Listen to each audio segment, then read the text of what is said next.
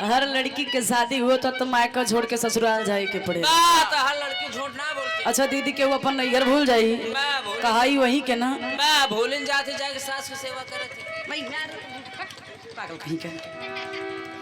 ऐतिहासिक धरती को नमन करते हुए बताया जाता है हमारे हिंदुस्तान की संस्कृति है, सभ्यता है।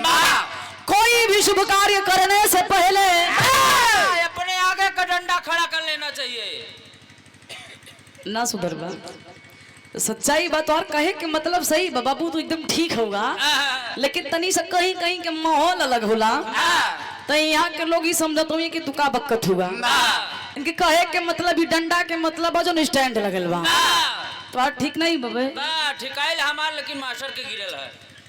अरे पागल उनका ढोला खाऊ जब तक गिरी ना तब तक बाजी कैसे तब बजवावा भाई आ तू दोनों अगला पिछला दोनों गड़बड़ी बा इनके टाइम कुछ। अरे उनकर जब तक आगे के और पीछे के ढोलक का ना बाजी तो कैसे ठीक रही। कल लगा तो दिमाग ठीक नहीं बा, इलाज करवाओ के पड़ी। शाम होए दा ए भैया हम बताइला हिंदुस्तान में केहू राम के पुजारी बा तो केहू श्याम के पुजारी बा केहू आसाराम के पुजारी बा। अरे पागल कहीं का बढ़िया मूर्त बिगाड़ दे बा ऐसा इंसान के नाम ले लेत हुआ। मेरे यहाँ के बढ़िया संत हुआ। ए भैया हाँ ठीक ठीक ठीक ठीक चाचा सच्चाई का हाथ हुआ। आज के बड़ा संत देखे के मिलेला, लेकिन हम कहिला गुरु उन्हीं को बनाइए जिनके पास ज्ञान हो।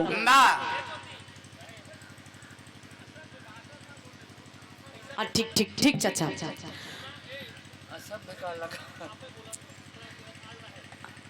देखा इहे है समझ ना पोलो चाचा। हाँ ठीक बा, लेकिन हम बताइला चाहे गवैया हो चाहे बजवैया हो चाहे पढ़वैया हो चाहे लिखवैया हो सबके अपन अपन नियम बा धर्म बा। हम बताइला अवनी के नियम बा अपने आदि शक्ति दुर्गा देवी जकर रूप अनेको बा नाम हजारों बा। बड़ी सुंदर माई के भक्ति भजन लोग सुनला अर्जुन भैया के तरफ से। और हम चाहत बनी मात्र 2 मिनट खातिर माई के वंदना हो जाए फिर कार्यक्रम के शुरुआती रही। आवा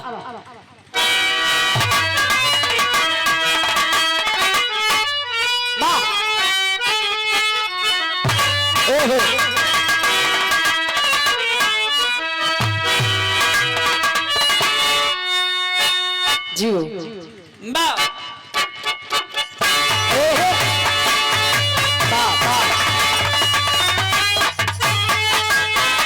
क्या बात बहुत अच्छे।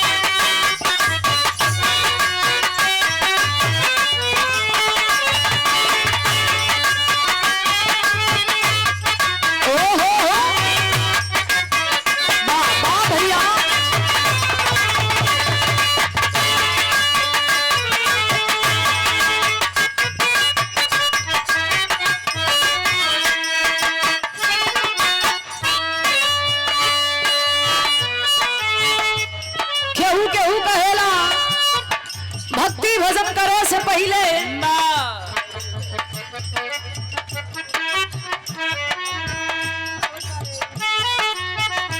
माई के वंदना से पहले लोग बतावे धूम दर्जना गावे के चाहिए, लेकिन हमार पर्सनल विचार बा हमार पर्सनल सोच है। स्तुति में ही देवी देवता के लोग याद कर लेलन। और आज के समय आज के जनरेशन देख के सुनवैया कई प्रकार के हुए। यहाँ कुछ लोग बैठल हुए आनंद लेवे खातिर, कुछ लोग बैठल हुए बिरहा देखे सुने खातिर, और कुछ लोग बैठल हुए बिरहा देखे खातिर। तक सुनवैया कई प्रकार के हुए। ऐसे हम कलाकारन के मजबूरी ना बल्कि आज के समय में हम बताइला जरूरी बा तर्ज बतावे के चाहिए।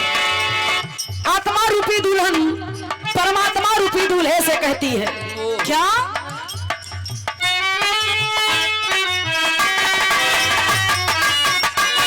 जियो जियो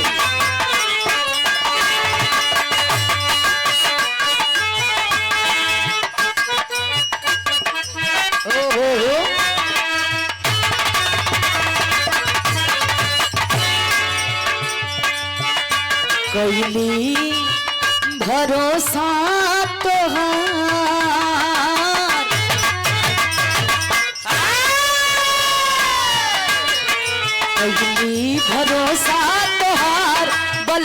दगा दई के न जइहा कैली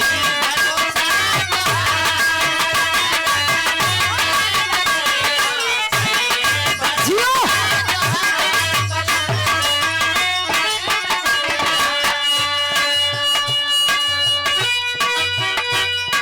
साची पीरतिया हमार हो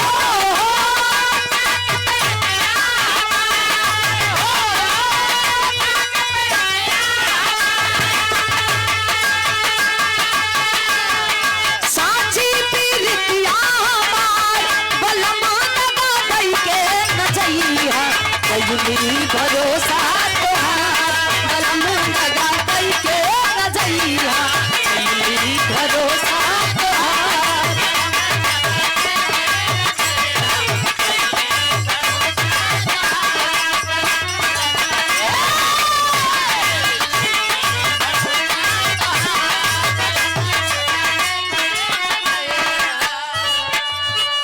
लेकिन ई बिटिया उ माई के याद करत बा जोने माई के कृपा से हई मंच मिलल बा गावे बजावे के अवसर मिलल बा माई से निवेदन बा कि हे मतारी जैसे हर मंच पे गवावेलू रोज बजवावेलू वैसे भी आज धरती पे आवे के सौभाग्य मिलल बा वही पंच परमेश्वर के बीच में का गाई का लोगन से बजवाई नहीं खे गान बा अज्ञान बानी अंधकार में जियत बानी प्रकाश के जरूरत बा ज्ञान के जरूरत बा ए मतारी ई बिटिया के आज भी भरोसा बा कि आज भी बिटिया के नैया के खे के पार लगई हो कहे का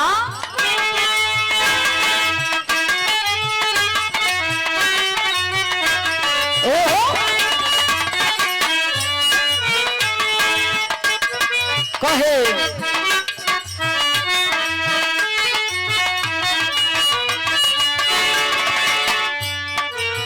किरण झुन बाजे सितार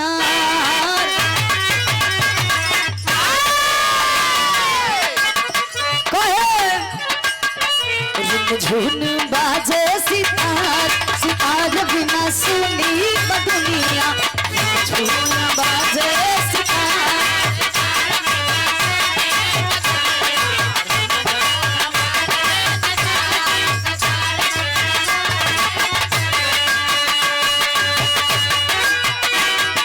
सारे गमा छंद अलंकार हो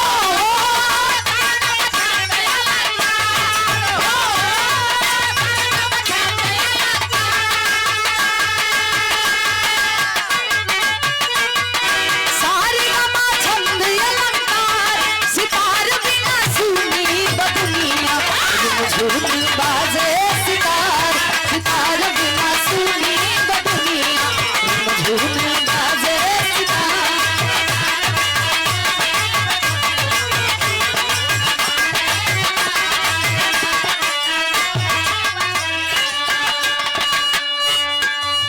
बिटिया बतावा तक ये माई हम बताई ला दुनिया कितनों भी आगे हो जाए लेकिन हमेशा ज्ञान के जरूरत पड़ेला एक इंसान कहता है कि मैं ज्ञान से परिपक्व हो गया हूँ लेकिन कहीं ना कहीं उसके अंदर अज्ञानता छुपी है इसलिए आज पूरी दुनिया आपके चरणों में है माँ तो माँ होती है वो चाहे जन्मदायिनी माँ हो चाहे दुनिया को चलाने वाली माँ हो ई बिटिया उमाई से एक बड़ी बात कही का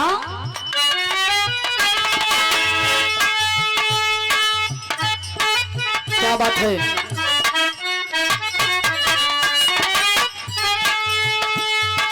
सब ही के फूल ददा हमरा के काटा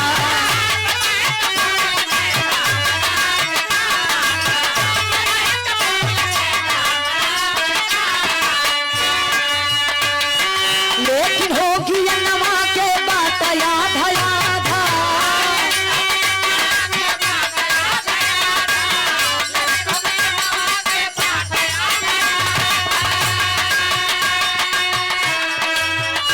बिटिया कहे कि ये माई जितना लोग बैठल हुन सबके किस्मत में अगर फुलवे दे देबू तो हमरा के मंजूर बा हम कटवे लेके रहले लेकिन ए माई ज्ञान के बंटवारा में हम चाहत बनी के हमरो हिस्सा लगे हमके भी ज्ञान के जरूरत बा मतारी रोज आशीर्वाद प्यार दुलार दिलू, इसे आज भी उम्मीद बा भरोसा बा। कहे का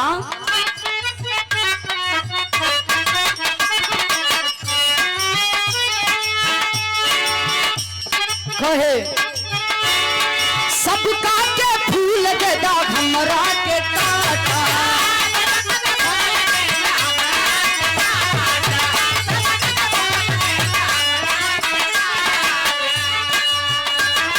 लेकिन हो गया नवा के बात याद आधा।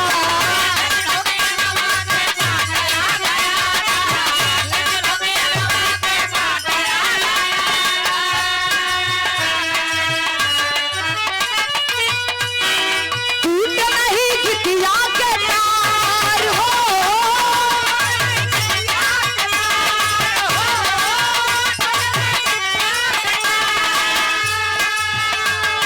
टूट नहीं गिटिया के तार, दुलार बिना सुनी बदुनिया, धुन बाजे सितार, सितार बिना सुनी बदुनिया, धुन बाजे सितार।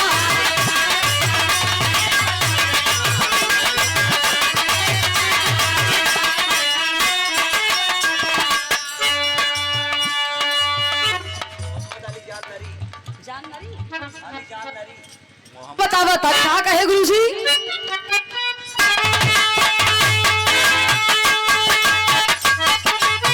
ओहो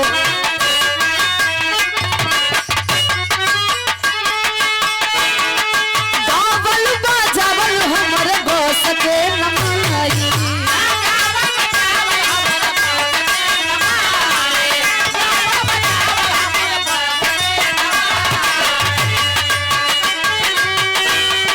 तो हई गावा करू गिटिया सदाई,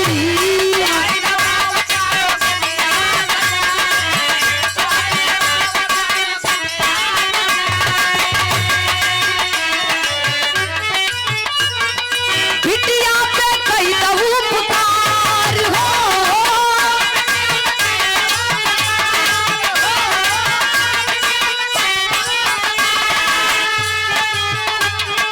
बिटिया पे कई दहू पुकार, दुलार बिना सुनी बदुनिया, धुन बाजे सितार, सितार बिना सुनी बदुनिया, धुन बाजे सितार।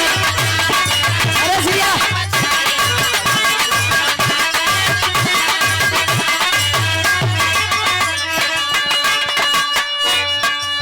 वंदना चाहे एक लाइन हो चाहे हजार लाइन, किसी महान पुरुष ने कहा है कि मन की तरंग मार लो बस हो गया भजन, और आदत बुरी सुधार लो बस हो गया खत्म। वंदना की आखिरी लाइन में खानदान के परिचय में बिटिया संकेत करे।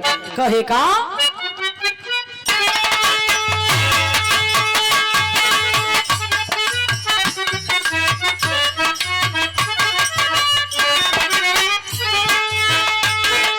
गुरुवर बिहारी राम देव के घराना,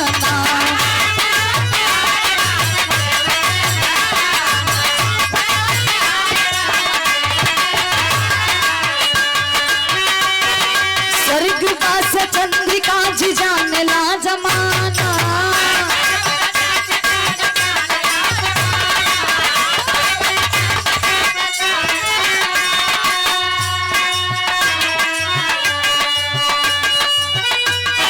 ज्योति पे कई दहू पुकार हो,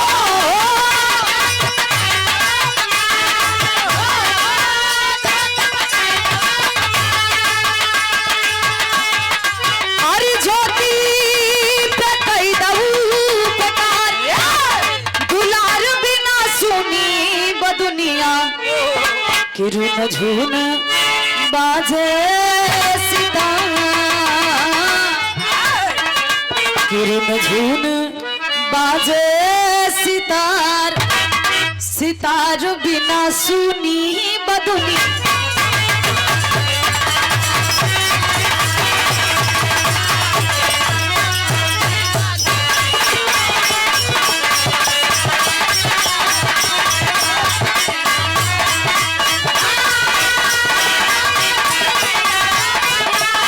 बहुत अच्छा।